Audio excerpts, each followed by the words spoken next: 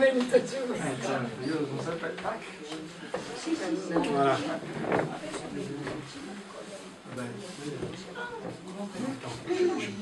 Je vais mettre là. Voilà. Bien. Je vais vous présenter des documents. Alors, ce n'est pas adapté pour vous tous. Je vais raccourcir pour garder davantage la partie franco-italienne. Et l'histoire de la vallée au XVIIIe ou au XIXe siècle, quand il y avait Crispi au pouvoir, tout ça, je passe vite parce que vous connaissez peut-être mieux que moi, sûrement. Hein. Par contre, on va arriver après sur les migrants et puis sur la dernière guerre mondiale. Oui, ça c'était simplement pour rappeler la population. Ça intéresse le maire de l'Arche, ça. Ah ouais. L'évolution de la population de l'Arche et Méronne. Et quanti habitants il y a à l'Arche? Hein? Combien? Aujourd'hui? Oui. 40.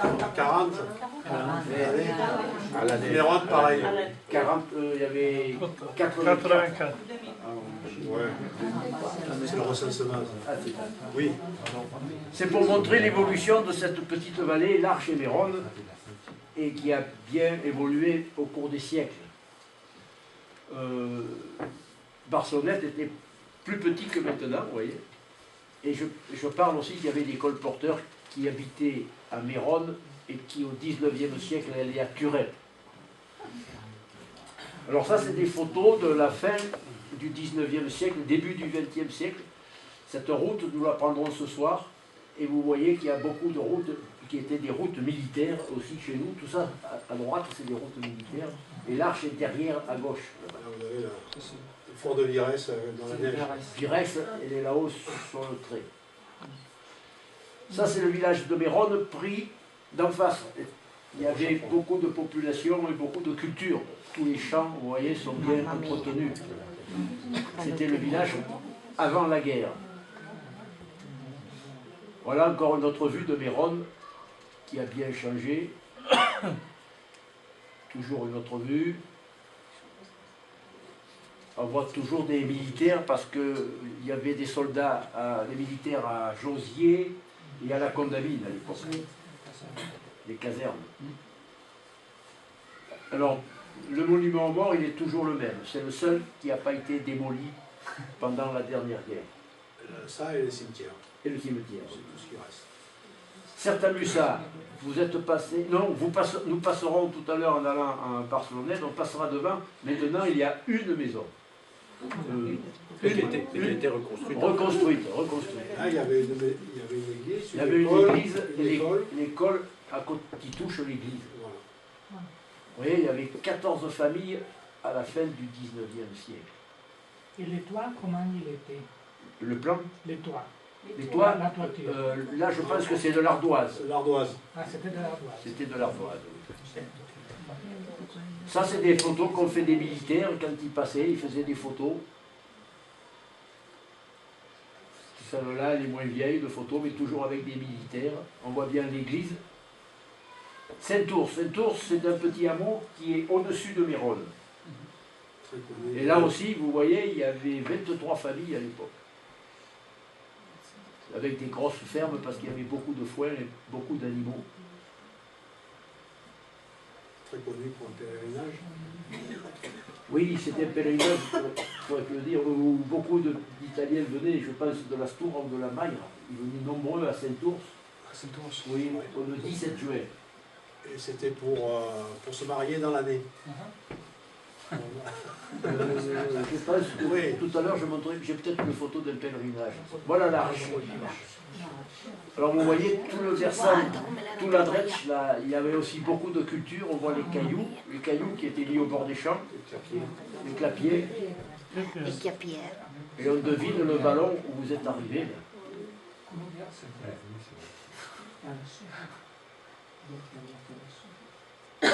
Alors la Grange Gascon, Méronne. oui, c'est Méronne. Il y a encore des ruines. Oui, on voit les ruines, mais ça, Je sais pas si j'étais pas sûr. Voilà, oui. Toujours une vue de l'Arche, vue de quand vous êtes arrivé, un peu comme ça aussi, avec l'ancien clocher. et l'ancienne église. Alors, ce qu'on peut voir, donc on voit l'église qui est au fond, qui est aujourd'hui à la place de l'église, le monument aux morts a changé, l'église était à la place du monument aux morts, donc là, juste là. Et par contre, il y a la première maison que l'on voit, c'est une maison de Mexicains. À sinistre. C'est-à-dire, c'est des gens qui ont émigré au Mexique, qui ont gagné beaucoup d'argent, et qui ont construit des maisons, des grandes maisons, français. Oui. Quand ils revenaient, ils avaient beaucoup d'argent, ils construisaient des maisons. Alors, à l'Arche et à Mérode, il n'y a plus rien, mais vous verrez à Barcelonnette, il vous le montrera, il reste des Barcelonnette et José, il y a toutes ces grandes villas, et c'est des gens qui ont émigré au Mexique, qui ont fait fortune, qui sont revenus et qui ont au Mexique. Des migrants qui ont réussi, mais il y en a eu 2 ou 3% qui ont réussi. Oui. Mais il reste...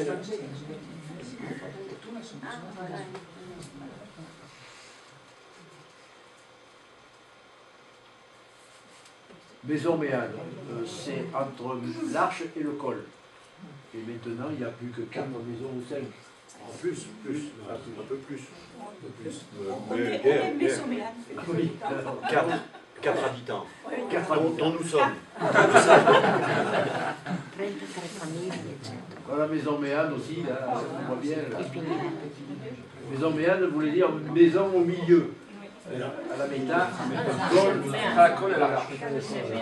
Et en fait, aujourd'hui, le village a été reconstruit au niveau du pont. Alors, quand tu dis 4 habitants, à l'année, évidemment, le reste des maisons, ce sont des résidences secondaires. Alors là, c'est pour expliquer les problèmes. Il y avait des difficultés entre la France et l'Italie. C'est pour ça qu'à l'Arche, il y avait une caserne du... Alors, caserne, c'était le bâtiment à droite, du 157e régiment d'infanterie alpine. Alors, sur tous les forts, vous voyez, on retrouve les chasseurs alpins. Il y a Alpini Francese. Ça, c'est des baraquements qui sont... Ah oui, mais c'est pas le fort, c'est les baraques. Non, c'est Ils les sont baraques. en dessous du fort. Je dirais que c'est Ah, pardon, je vais trop vite. Alors, il y avait des difficultés, si bien que la France et l'Italie étaient ennemies, avec Crispi qui était au pouvoir, et la France voulait se protéger des espions italiens. Alors là, on voit un petit journal qui explique qu'il y a 2 touristes, le mari, enfin on voit qu'un homme, il y avait un homme et une femme, arrestation d'un espion, et en fait, ça s'est passé dans les Alpes-Maritimes, tout près d'ici. Il se faisait passer pour un touriste qui faisait des photos, mais c'était un espion italien. Giusto comparei. Ai ai ai, devo finire. Marca mal. Il y en a J'espère qu'il n'y en a pas dans C'est vrai qu'il a une tenue de touriste au début du XXe siècle. Voilà. Et alors, il y avait même une carte postale, vous voyez, il y a marqué en bas, arrestation par les douaniers italiens d'un touriste pris pour un espion. Vous voyez que c'était un espion, mais là c'était un touriste. Alors, cette maison existe toujours. Hein, c'est juste avant le col. En Italie, oui. C'est la rue Oui. Il y en a un tombe morceau. en ruine. Il n'y en a plus qu'un morceau. Il n'y a plus qu'un morceau. Ouais.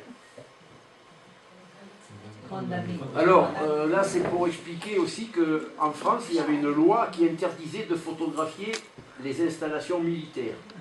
Et sur la carte postale, d'origine, sur la photo, on voyait qu'ici, il y avait des fortifications. Alors, le photographe, il a fait des nuages. Sinon, et le Photoshop, oui. Aussi en Italie. Aussi en Italie, oui. Aussi en Italie, c'est entendu. Ou alors, il y avait des indications fausses sur les cartes. Oui, aussi. Parce que le col Sautron, Oui. sur la carte, il y a marqué 1950 mètres. Ah, Et le refuge Trémont, 2300 et quelques. oui, c'était pour tromper, ça, oui. Voilà. Alors, c'est une photo aussi. Voilà. Ça vous fait réagir et ça me fait plaisir. Vous reconnaissez la maison de mexicaine de l'Arche, et vous voyez des migrants italiens qui venaient avec des mulets en direction de Barcelonnette. Là, ils descendaient le col. Et ce qui est écrit, c'est écrit derrière la photo. C'est pas moi qui ai écrit ça. Alors, ça aussi, c'est pour dire que la France était tellement opposée à l'Italie au niveau de Rome et de Paris que tous les Italiens étaient expulsés. Et là, c'est un Trinitaire dont on a retrouvé le nom, qui a été expulsé, non pas parce qu'il était religieux, 1900, je crois que c'était 1905, ça. C'est 1900. Il a été expulsé parce qu'il était d'origine italienne. Donc il y a les gendarmes qui l'amènent sur le col.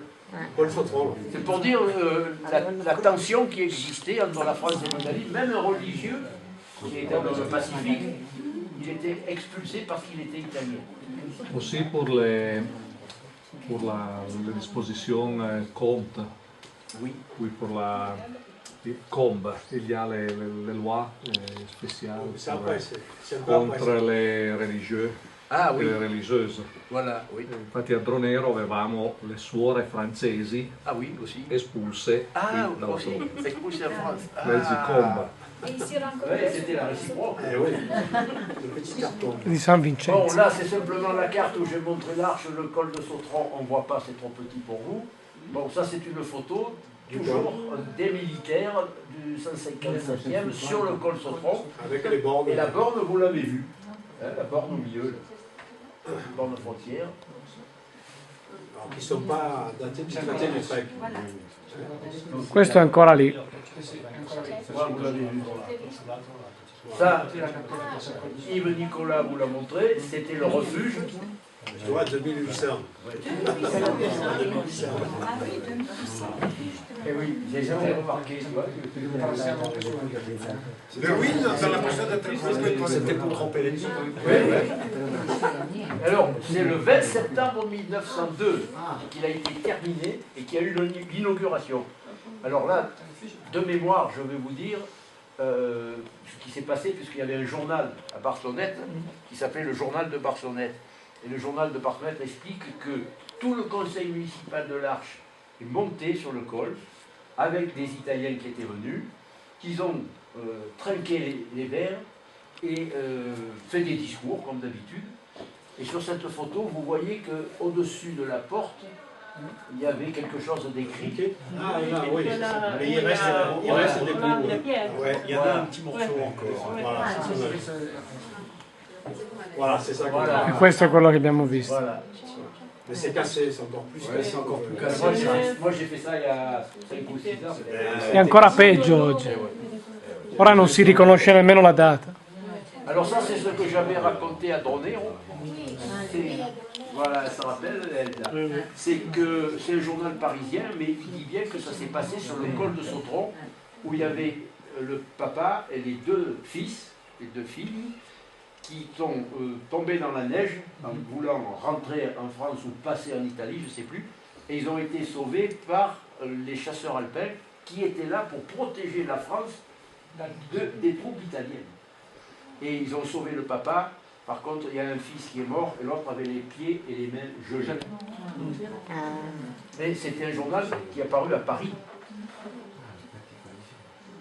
Ah ben ça, c'est votre sentier que vous avez pris ce matin avec la tarde. Voilà. Ça c'est magnifique, hein. C'est magnifique. Magnifique. C'est émouvant. Alors ça c'est une autre histoire. C'est une autre histoire aussi d'un petit, je n'ai pas le nom en tête si vous voulez, mais un petit Italien qui travaillait dans la vallée et qui retournait en Italie a été tué par un brigand qui était sur le col pour lui prendre le peu d'argent qu'il avait gagné à Barcelone.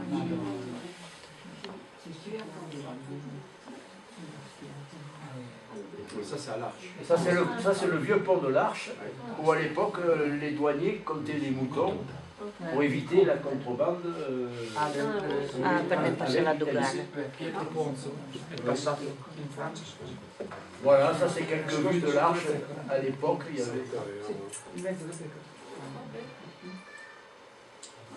Noces d'Américain. Américain, ça veut dire quelqu'un de l'Arche qui est parti au Mexique, d'Amérique donc, qui a gagné de l'argent et qui est revenu, et qui se marie à l'Arche. Je t'avais dit que je te donnerais les autres. Ah oui.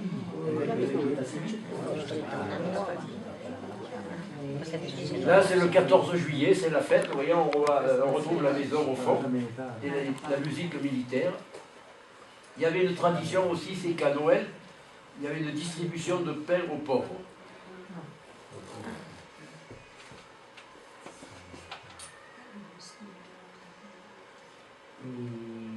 Bien sûr, il y avait souvent des cérémonies religieuses qu'on a oubliées maintenant, complètement.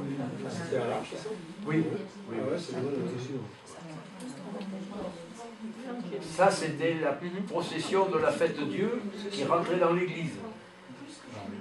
On connaît bien l'église et il y avait une boulangerie-épicerie, parce qu'après on verra, c'est devenu une épicerie aussi. Alors ça, c'est une photo de la procession de Saint-Ours pour le pèlerinage, où il y avait beaucoup de Français, mais surtout aussi beaucoup d'Italiens qui venaient. Parce que Saint-Ours, il est à Aoste. Ça, c'est une photo, je pense, unique. Ça, c'est des photos de militaires quand la diligence apporte le courrier à l'Arche. Une fanfare à Vérone, alors c'était peut-être, je ne sais pas, fanfare militaire, je ne sais pas. Ça, c'est un phénomène naturel sur les risques naturels. Il y a toute une combe au-dessus de Vérone, et quand il y a des gros orages, il y a beaucoup d'eau. Et toujours, les journaux ont imaginé des maisons avec des toits en tuiles, mais en fait, c'était des maisons de Vérone où l'eau a traversé Saint-Ours, est descendu à Vérone. Il n'y a pas eu de mort, mais il y a eu beaucoup de dégâts. Et d'ailleurs, il y a 2-3 ans, des travaux faits justement pour éviter ça. Voilà les chasseurs alpins. Au fond, on voit Valboissé. Ça, c'est la sortie traditionnelle pendant des années avant la guerre aussi, c'était d'aller faire une promenade jusqu'au col et d'aller juste en Italie. Et la maison frontière, on a bien changé, elle est revers. Et je crois que c'était la frontière. Il y avait les douaniers italiens d'un côté. Par le service de l'armée, mais qui montre bien que tout ce vallon de l'Ubayette était vraiment bien entretenu. Vous voyez tous les champs à la droite, à Sinistre, sont cultivés, et à droite, à Lubac, c'est tout des forêts. Voilà, alors là, c'est des photos militaires qui montrent Saint-Ours, Fonvive, tout le plateau de Saint-Ours aussi, on voit les champs bien entretenus. Ça, c'est Certa-Mussat, vous voyez la route qui passe et tous les champs. Alors ça, c'est pris des fortifications de Roche-la-Croix. Voilà, Certa-Mussat, il y avait des troupeaux de chèvres, mais ça date des années 30.